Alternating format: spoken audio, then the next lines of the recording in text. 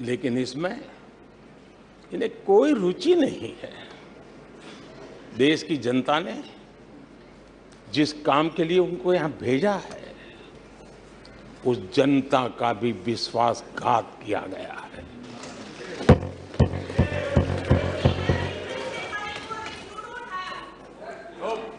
विपक्ष के कुछ दलों के लिए उनके आचरण से, उनके व्यवहार से उन्होंने सिद्ध कर दिया है कि देश से ज्यादा उनके लिए दल है, देश से बड़ा दल है, देश से पहले प्राथमिकता दल है। मैं समझता हूं आपको गरीब के भूख की चिंता नहीं है, सत्ता की भूख, यही आपके दिमाग पे सवार है। आपको देश के युवाओं के भविष्य की परवाह नहीं है, आपको अपने राजनीतिक भविष्य की चिंता है। और माननीय अध्यक्ष जी, आप झूठे एक दिन सदन चलने भी दिया, किस काम के लिए?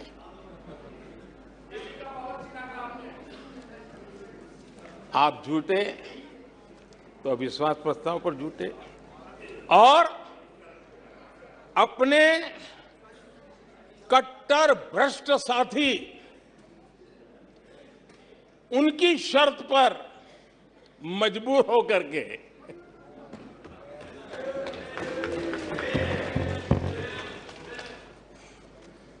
और इस अविश्वास पर प्रस्ताव पर भी आपने कैसी चर्चा की? और तो मैं तो देख रहा हूं सोशल मीडिया में आपके दरबारी भी बहुत दुखी है। ये हाल है आपका।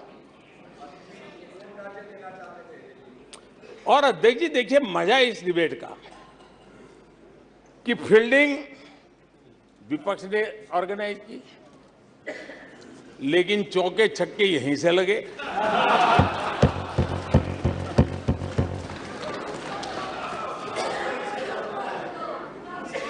और विपक्ष नो कॉन्फिडेंस मोशन पे नो बॉल नो बॉल पर ही करता आगे चलता जा रहा है। इधर से सेंचुरी हो रही है, उधर से नो बॉल हो रहे हैं।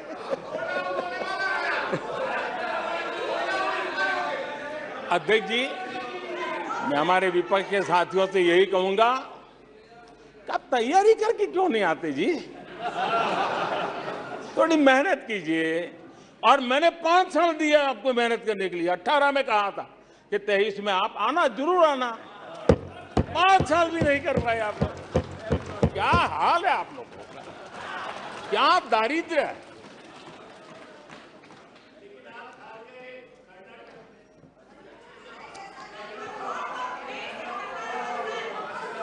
आदरणीय अध्यक्ष जी,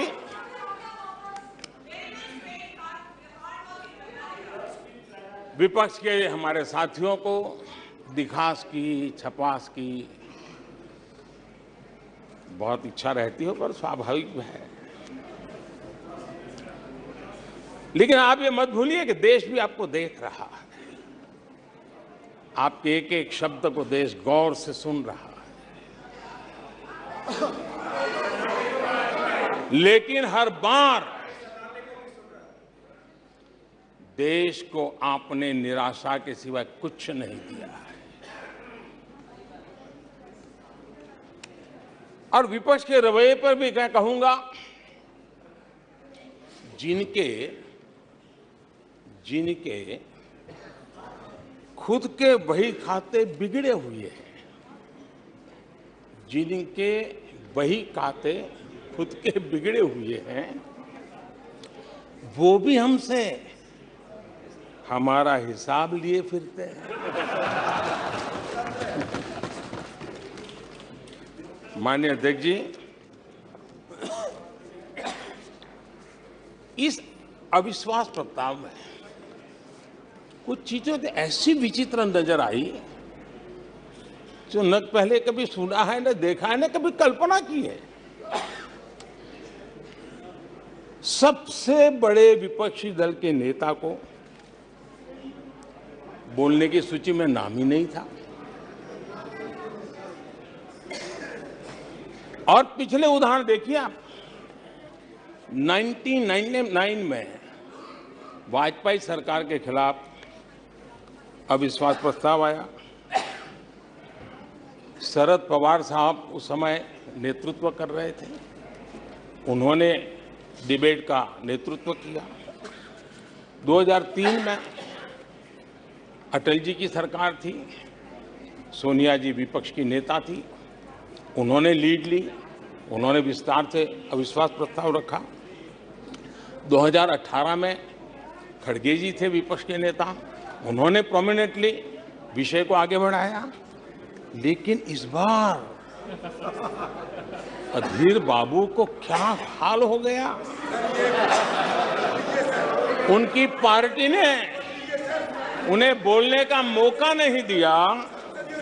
ये तो कल अमित भाई ने बहुत जिम्मेवारी के साथ कहा कि भाई अच्छा नहीं लग रहा है, और आपकी उदारता थी कि उनका समय समाप्त हो गया था तो भी आपने उनको आज मौका दिया।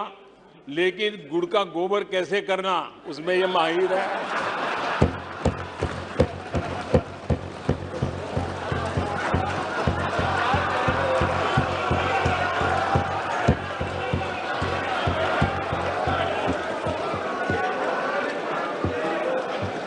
मैं नहीं जानता हूं कि आखिर आपकी मजबूरी क्या है, क्यों अधीर बाबू को दरकिनारे कर दिया गया। पता नहीं कलकत्ता से कोई फोन आया हो।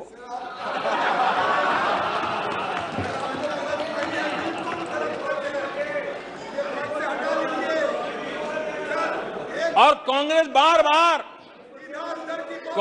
बार बार उनका अपमान करती है।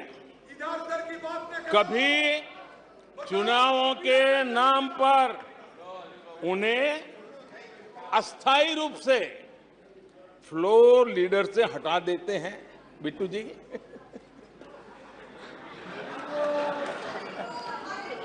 हम अधीर बाबू के प्रति अपनी पूरी संवेदना व्यक्त करते हैं।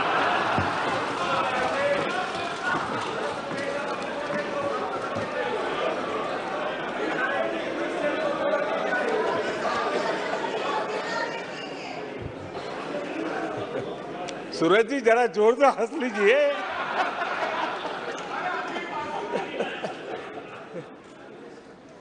आदरणीय अध्यक्ष जी, किसी भी देश के जीवन में, इतिहास में एक समय ऐसा आता है जब वो पुरानी बंदिशों को तोड़ करके एक नई ऊर्जा के साथ, नए उमंग के साथ, नए सपनों के साथ, नए संकल्प के साथ आगे बढ़ने के लिए कदम उठा लेता है। 21वीं सदी का ये कालखंड, और मैं बड़ी गंभीरता से इस पवित्र लोकतंत्र के मंदिर में बोल रहा हूं और लंबे अनुभव के बाद बोल रहा हूं कि ये कालखंड, सदी का ये वो कालखंड है जो भारत के लिए हर सपने सिद्ध करने का अवसर हमारे चरण में। और हम सब ऐसे टाइम पीरियड में हैं, चाहे हम हैं, चाहे आप हैं, देश के कोटि कोटि जन है। ये टाइम पीरियड बहुत अहम है, बड़ा महत्वपूर्ण है बदलते हुए विश्व में।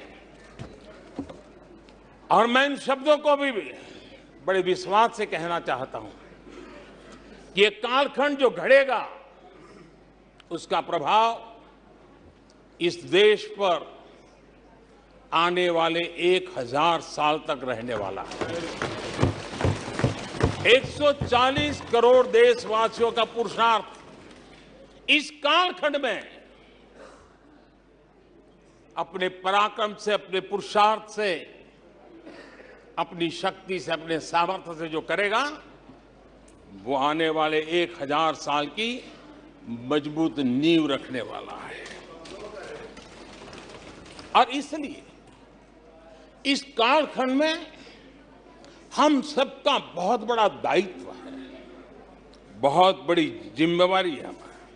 और ऐसे समय हम सबका एक ही फोकस होना चाहिए, देश का विकास, देश के लोगों के सपनों को पूरा करने का संकल्प, और उस संकल्प को सिद्धि तक ले जाने के लिए जी जान से जुट जाना, यही समय की मांग है। 140 करोड़ देशवासी इन भारतीय समुदाय की सामूहिक ताकत हमें उस ऊंचाई पर पहुंचा सकती है। हमारे देश